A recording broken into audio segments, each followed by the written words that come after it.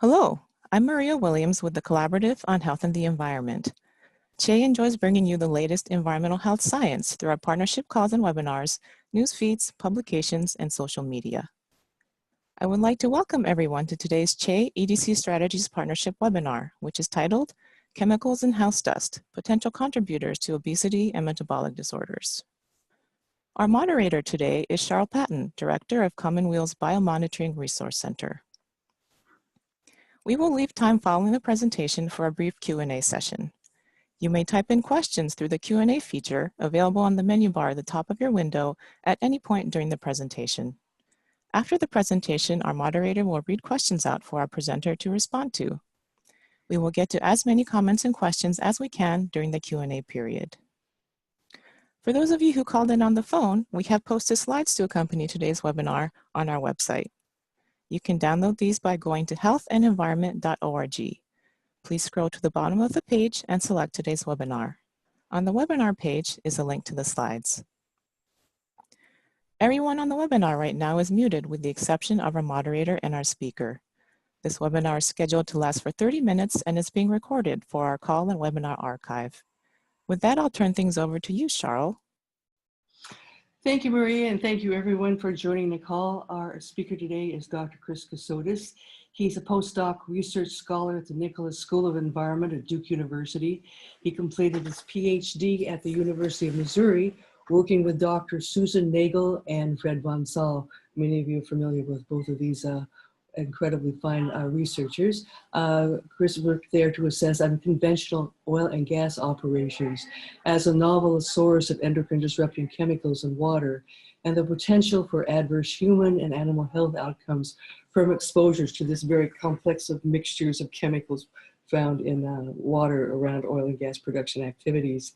He's now working in Dr. Heather Stapleton's lab at Duke to assess the ability of environmental contaminants, particularly complex chemical mixtures present in indoor house dust, to promote fat cell development. Key finding of his recent research is there's adipogenic activity in household dust at levels below what the EPA estimates to be average exposure to children, which I find personally very troubling. Today, he's going to talk about how chemicals in dust through a variety of mechanisms can cause effects at the cellular level, eventually resulting in obesity. So Chris, please take it away. I'm looking forward to seeing your slides. Thanks, Cheryl. I just want to start by thanking Cheryl, Maria, and the folks of the organizing committee for allowing me to come and share some of our recent work with you all today. So Cheryl said, I've been a postdoc at Duke now for about 2 years. And I've largely been continuing with my interest in assessing environmental mixtures, which started with the fracking and has continued now to kind of an unexpected medium, which was indoor house dust. So specifically, I'm interested in metabolic disruptors or environmental contaminants that might be contributing to the chronic metabolic health outcomes in humans, including obesity, diabetes, etc. So to give you a brief outline of the talk, I'm going to give a short introduction on metabolic syndrome and metabolic disruptors, which is the focus of our work. Then move into the work we've done profiling common indoor contaminants, and then end with a discussion of our data on indoor house dust. All right, so many of you are probably very familiar with this graphic on the slide and maybe very familiar with the Associated Press coverage that came with the new CDC statistics last week. So currently approximately 40% of the US adult population is obese, which is really kind of alarming. And this is an issue that spans age ranges. So about 9% of infants and toddlers and about 19% of 2 to 19-year-olds. And these rates are pretty similar between sexes, as you can see on the bottom image. Notably, while these images center on the US population, the rapid rise in obesity is something that other countries around the world are also experiencing, as can be seen in this top figure. For example, in China, which has historically had low rates of obesity, during the recent economic industrial boom from 2005 to 2009, experienced a rise in the number of obese individuals from 18 to 100 billion in just several years. On the economic side, obesity contributes to more than 215 billion in US healthcare costs. And that was a 2010 number, so it's only increased from there. And in addition to that number, obesity is also associated with increased comorbidities. So obese individuals have higher rates of type 2 diabetes, cardiovascular disease, and other chronic health concerns. And lastly, and why this has gotten, I think, so much attention, is that interventions have produced only modest effects. So this suggests that there may be other factors playing a role in this adverse health trend. So the idea that environmental chemicals could be playing a role was first suggested in this 2002 publication. And the general take-home is depicted on the right here, where you'll see industrial chemical production increasing and the percent of overweight adults in the population with the triangles graphed right next to it. So this paper did two things importantly. One, it challenged the standard causes for obesity, so caloric intake, activity, and genetics. So it challenged caloric intake and activity as insufficient to explain the magnitude of the change in obesity, and genetics is insufficient to explain the rate of obesity increase.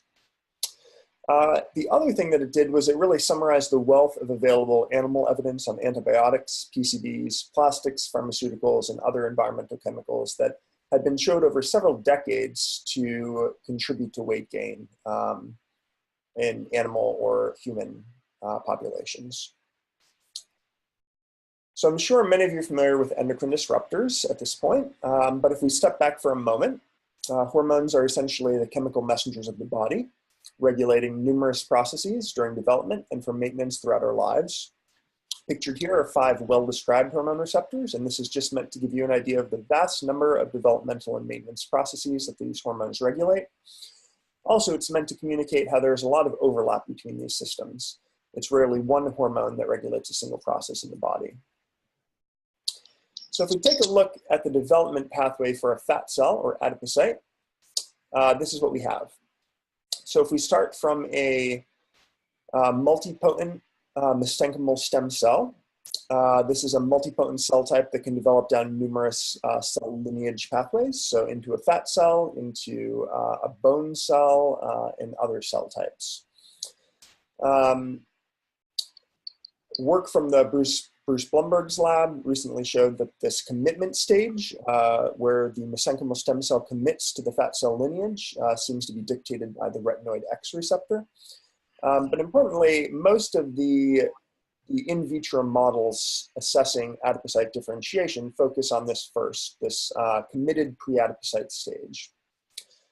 This is and an activation of several of these early stage markers, such as the peroxisome proliferator activated receptor gamma, or PPAR gamma, can push development forward from this pre-adipocyte stage to what we would think of as a terminal or mature adipocyte.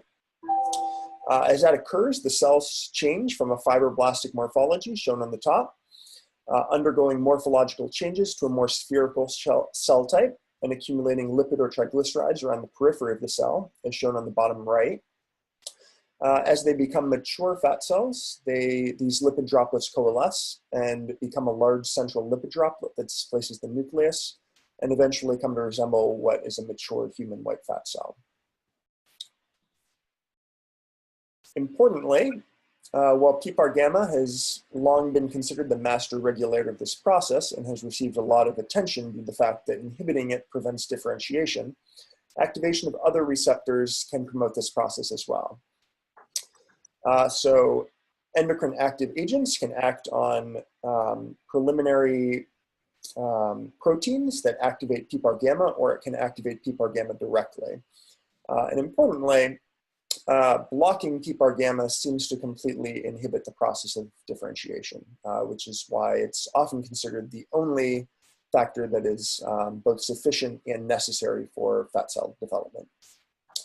However, on the right, you'll see several panels describing the gene regulation process of differentiation. So receptors such as the retinoid X receptor, the glucocorticoid receptor, and the thyroid receptor are others that play very important roles in this process and are less regularly considered. So I'll be discussing one major mechanism of metabolic disruption today, which is increased adipocyte differentiation. via both increased proliferation and increased lipid uptake. It's important to realize that there are numerous other potential mechanisms. So one that I talked about already is the stage of adipocyte commitment. And this image here highlights many of the environmental contaminants that have been demonstrated to interfere with commitment and also the mechanisms that I'll be discussing today, so proliferation and lipid uptake. But environmental contaminants can also shift energy balance to favor caloric storage. They can alter the basal metabolic rate. They can alter the hormonal control of appetite and satiety, such as ghrelin and leptin. They can also alter the brain circuitry that controls food intake and energy expenditure and other mechanisms. So one environmental contaminant that you may all be aware of is diethylstilbestrol. So this was a synthetic estrogen prescribed to pregnant women to protect against abortion, miscarriage, and premature labor that was eventually marketed for routine prophylaxis in all pregnancies, as you can see in the ad on the right here. So it's estimated that between 2 and 8 million people, women worldwide took this drug during pregnancy before this use was prohibited. It was also used as a growth hormone in livestock for a short period of time.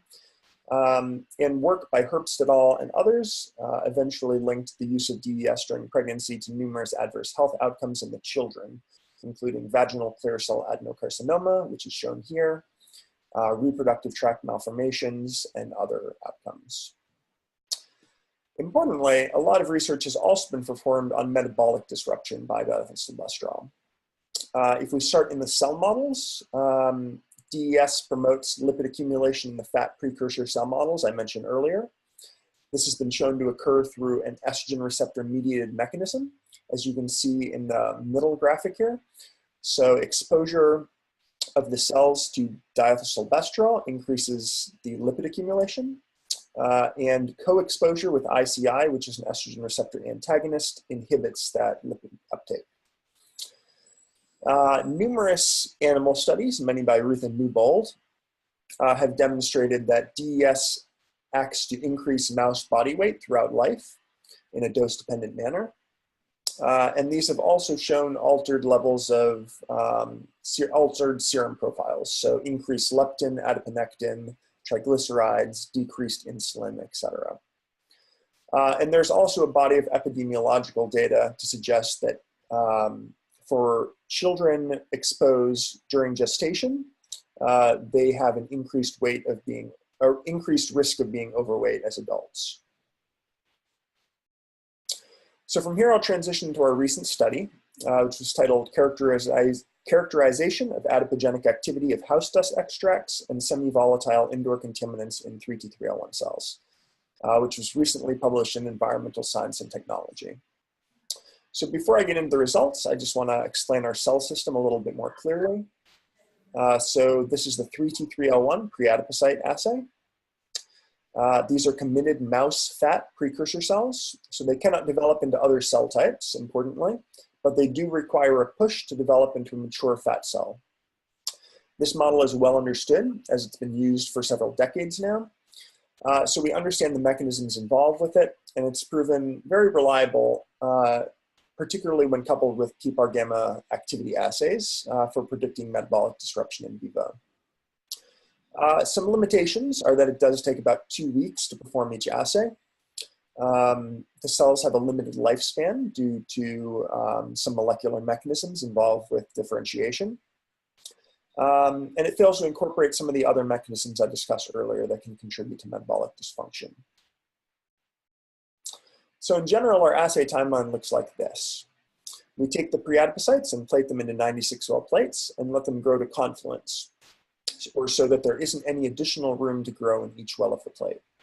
This is a trigger for the cells to undergo growth arrest and revert to clonal expansion, which is a prerequisite for the cells to differentiate into mature fat cells.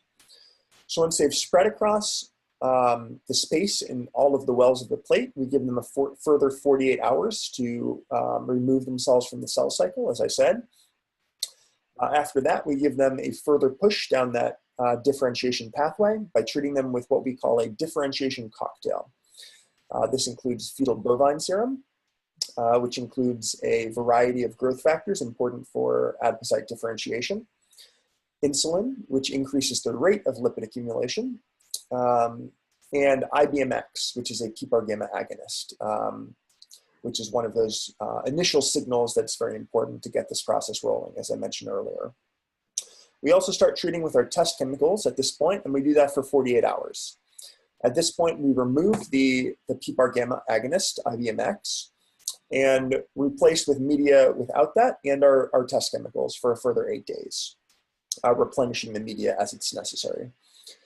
At this point, so removing the IBMX importantly allows us to establish a baseline.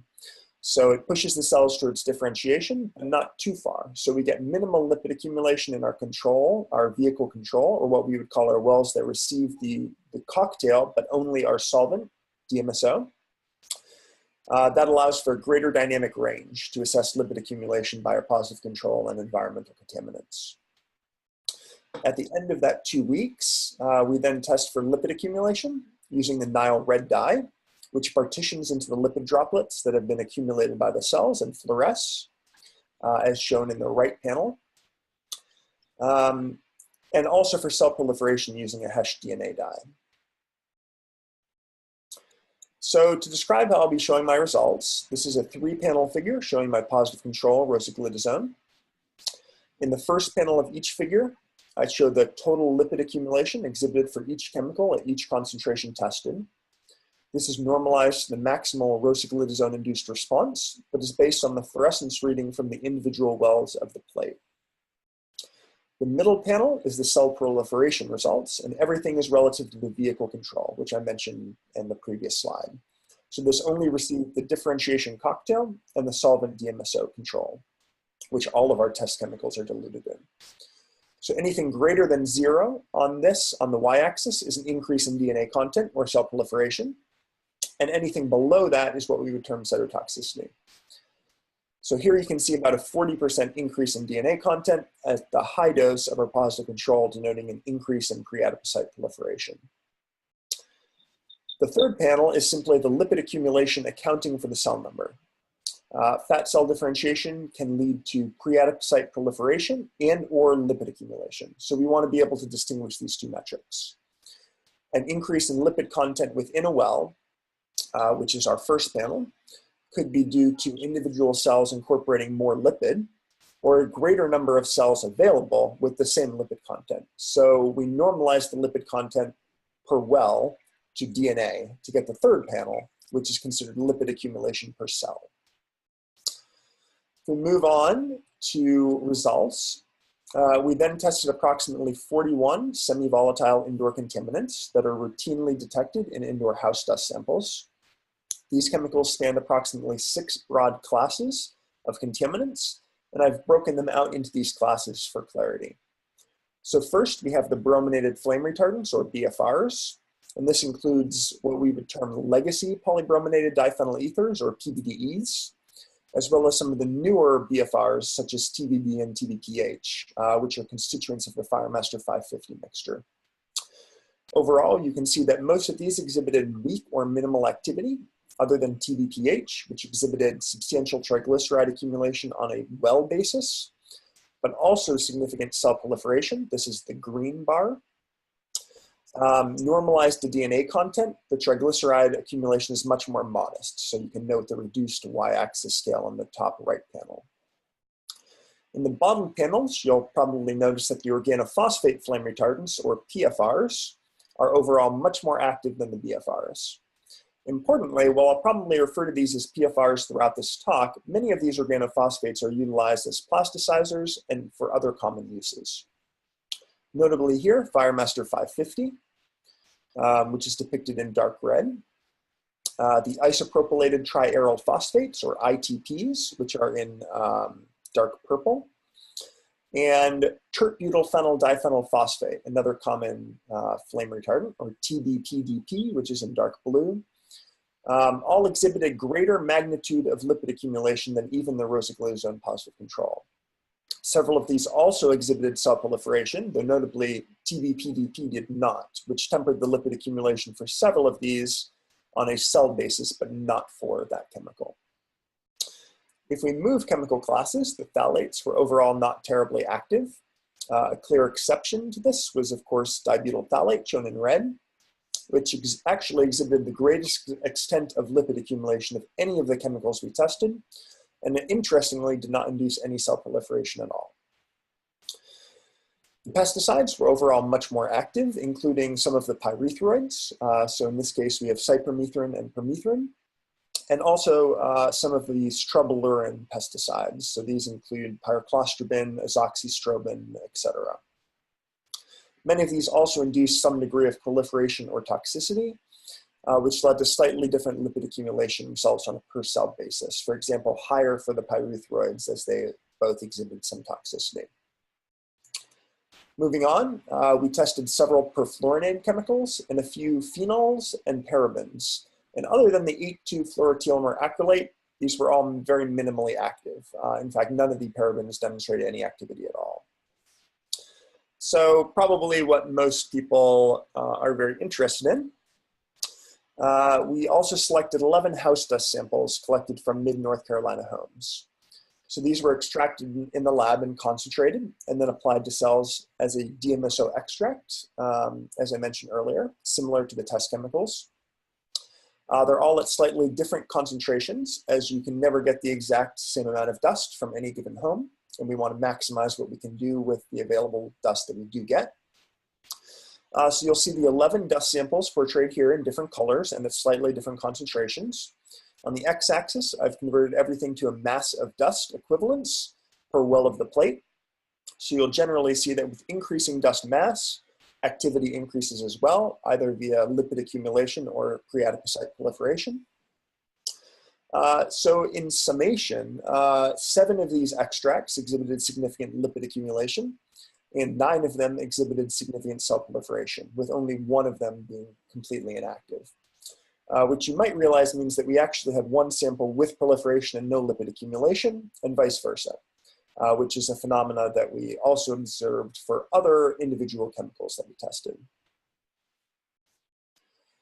So just to summarize everything I've gone over, about 2/3 of the common indoor semi-volatile contaminants were active in promoting lipid accumulation or cell proliferation.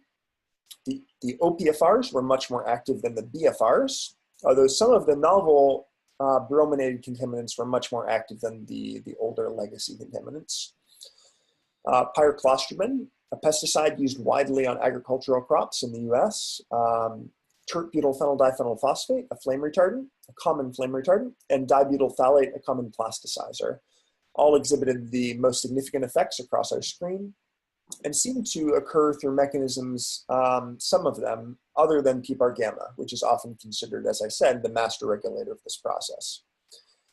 While the perfluorinated chemicals, the phenols and the parabens exhibited minimal activity overall, we've previously published on a variety of bisphenol A analogs that all exhibited significant activity. Lastly, many of the house dust extracts exhibited significant lipid accumulation and cell proliferation at concentrations under 10 micrograms. To put that in perspective for you, the EPA estimates that children consume about 50 milligrams of house dust each day, so more than 1,000 times higher than that amount.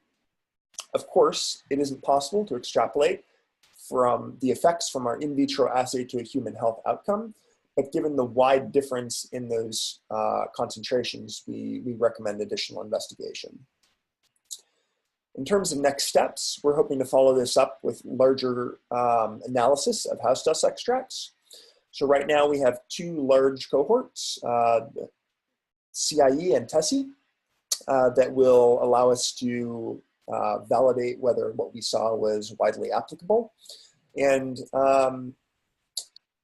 hope to gain a better understanding for the effects of these extracts, as well as assess potential relationships between this activity and the metabolic health of the residents living in these homes. So stay tuned for that. I'm also interested in and now have an NRSA postdoctoral fellowship to better examine the mechanisms through which this is occurring, notably the causative constituent chemicals and also the causative molecular pathways.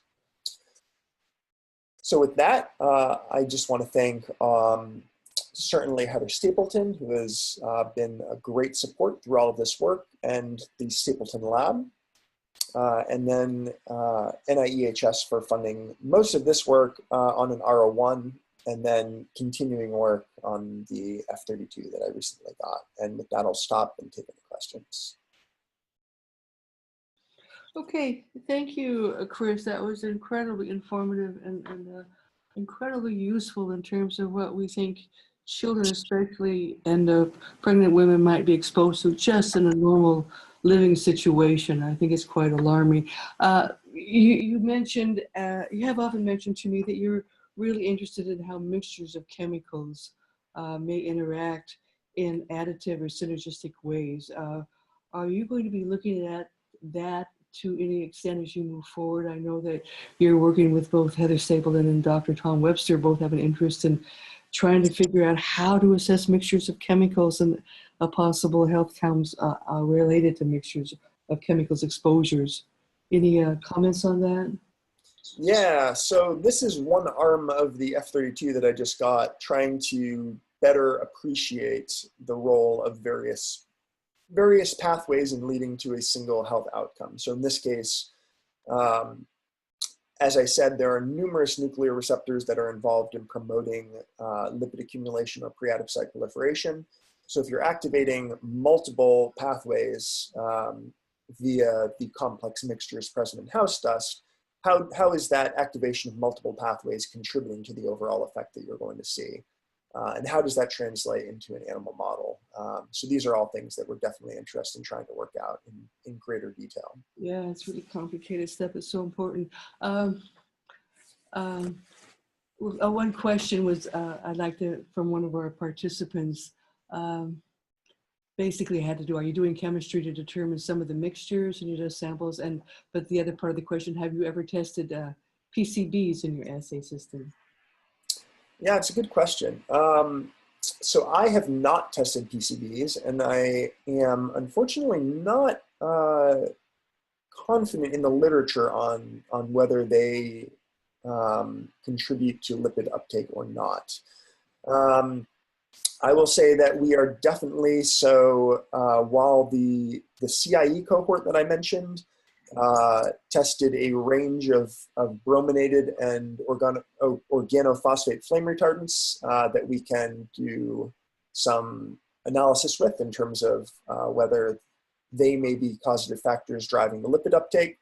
The TESI cohort is really looking at a range of these contaminants. So pesticides, phenols, really most of the broad chemical classes that we mentioned here. So we're doing a lot of targeted testing in the Stapleton lab, and we're also doing a lot of non-targeted testing with Lee Ferguson's lab, looking for what contaminants might be in the dust that we don't know about yet. And one of those that we're starting to look at is these ethoxylated surfactants.